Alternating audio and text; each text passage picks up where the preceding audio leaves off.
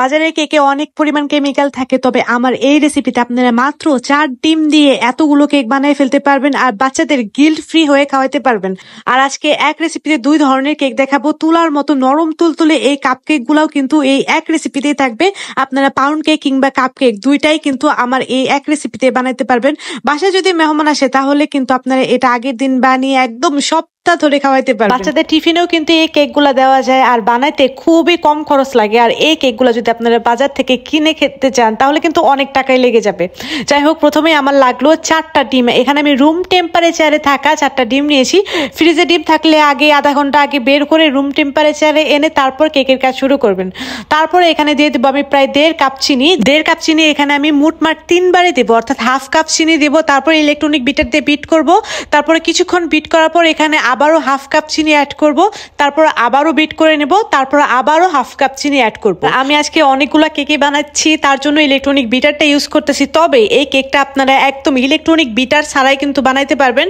Just চিনিটা ডিমের সাথে খুব ভালোভাবে মিশিয়ে নিলেই কিন্তু আপনাদের কেকের বেটারটা রেডি হয়ে যাবে। আর আমি ইলেকট্রনিক বিটার ছাড়াই কিন্তু কাপ কেক আর পাউন্ড কেকগুলা বানাই, কারণ এই কেকগুলা বানাইতে ডিমের কোনো ওইরকম ফোমি টেক্সচারেরই প্রয়োজন পড়ে না। শুধু ডিম আর চিনিটা মিশে গেলেই বেটারটা রেডি হয়ে যায়।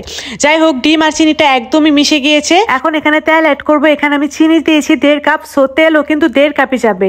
চিনি যতখানি যাবে তেলও ঠিক ততখানেই দিতে হবে পাউন্ড কেক কিংবা কাপ কেকের বেলায়।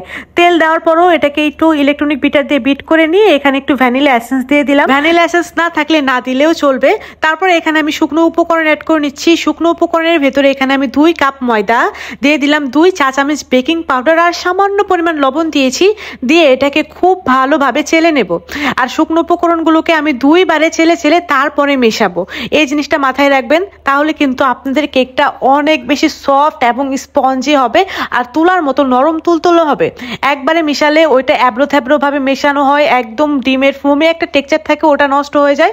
সো চেষ্টা করবেন এরকম 2 বারে মেশাতে, তাহলে দেখবেন যে কেকটা অনেক বেশি সফট এবং অনেক বেশি তুলার মতো তুলতুলে হবে।